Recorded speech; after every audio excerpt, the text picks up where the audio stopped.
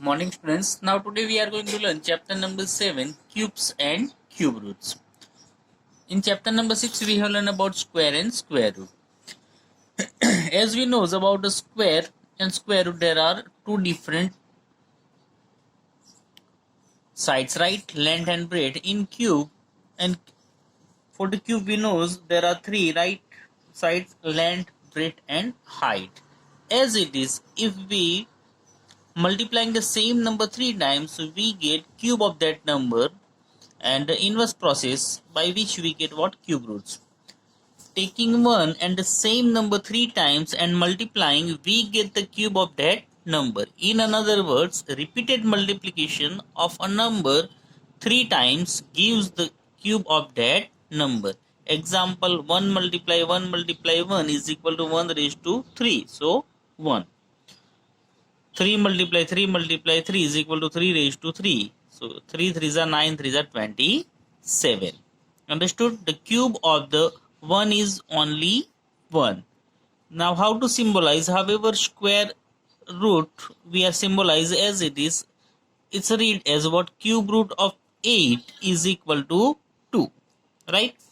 Every natural number has a cube, but it doesn't mean every natural number does not have a cube root. Got it?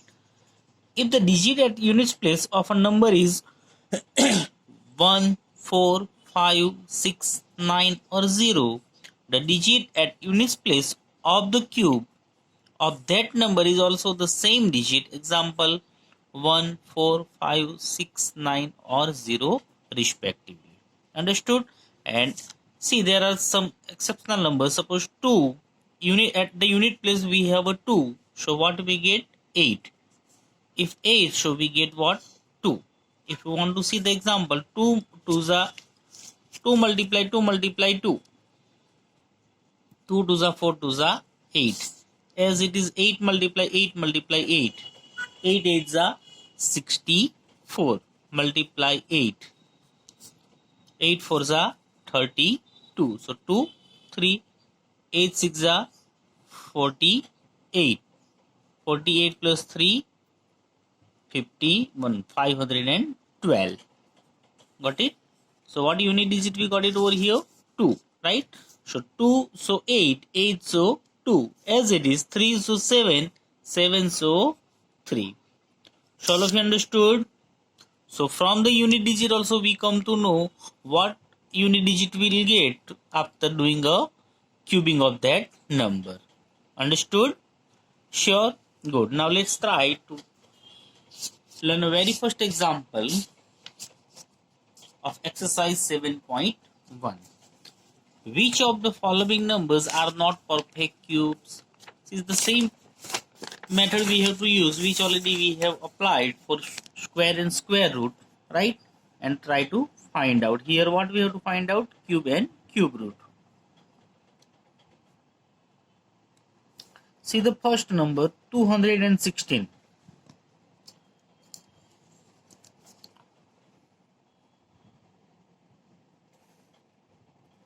Which of the following numbers are not perfect cubes? That we have to find out. Now 216, what's a unit digit? 6. So we can say the given number is divided by 2, right? So 10 2s are 20 and 8. So 108 2s are 216, right? 54 2s are 108. 27 2s are 54. 9 3s are 27. 3 3s are 9. 1 3s are 3. Got it? So therefore 216 is equal to 2 is repeated how many times? 3 times. 1, 2, 3, 4, 5 and 3 is 4 how many times? 3 times. Got it? So are the factors we got it from given number. So we can say the given number 216 is a perfect cube. Right? Now let's see the next one. 128.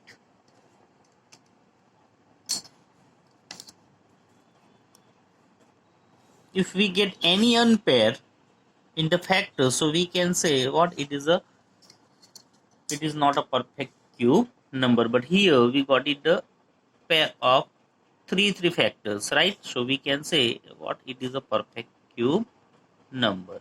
Understood? Now 128, 6 to the 12, 4 to the 64 to the 32 to the 16 to the 8 to the 4 to the 2 to the and 1 to the. Therefore 128 is equal to how many times 2 is repeated? 1, 2, 3, 4, 5, 6, 7. 1, 2, 3, 4, 5, 6, 7 times. 2 raised to 3, 2 raised to 3, multiply. So we got it here unpair factors, right? Only one times. So we can say it is not a perfect cube number, right? See here, the prime factor 2 does not appear in a group, right? Does not appear in a group of 3, right? 2 times it is in group, but last time it is not in group. So we can say therefore 128 is not a perfect cube.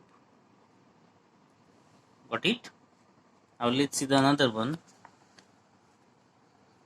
Now third is your homework. Now we'll explain you 4. Third is your homework. Okay. I will explain you 400. Example number 400. Right.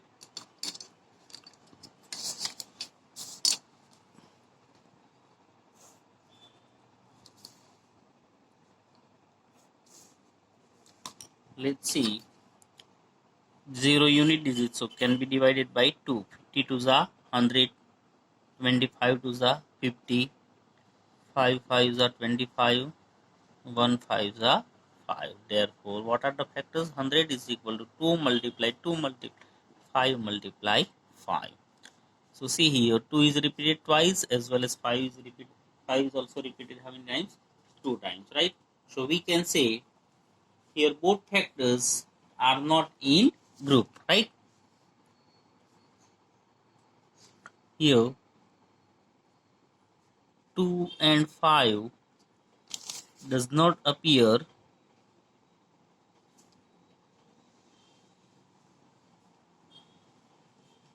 in a group of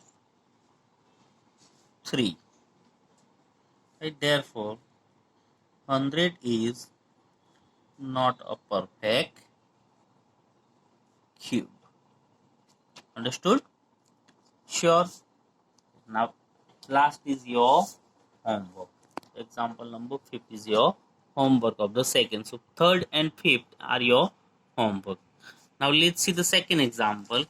Find the smallest number by which each of the following numbers must be multiplied to obtain a perfect cube. What we have to must be multiplied, so we get perfect cube. Let's try the very first number 243. Example number 2.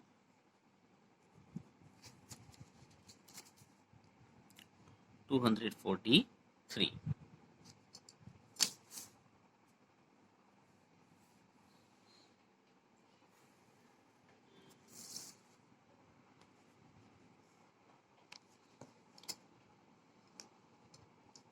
See, the unit digit is 3, so we can say it cannot be divided by 2. Now let's try with 3. 2 plus 4, 6. 6 plus 3, 9. So we can say it's divided by 3.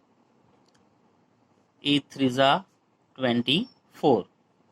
1 3 is 3. So 81 3 is 243. Right? Now 27 3 is 81. 9 3 is 27. 3 3 is 9. 1 3 is 3. Therefore, 243 is equal to 3 multiply 3 multiply 3 multiply 3 multiply 3. 3 is repeated how many times? 5 times. So 3 raised to 3. So we get here one pair, right? Group of 3. But in next one, we have only how many times? 3? 2 times. How many times? 2 times, right? So we can say it is not a perfect cube number, right? Therefore, 243 is not a perfect cube. So now what to do? Here what is asking? Find the smallest number by which each of the following numbers must be multiplied to obtain a perfect cube. So for that, what should we do? We have to multiply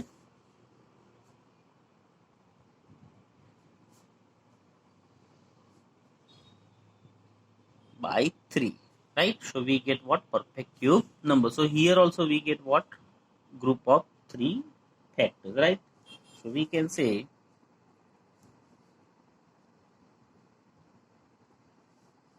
therefore 3 is the smallest number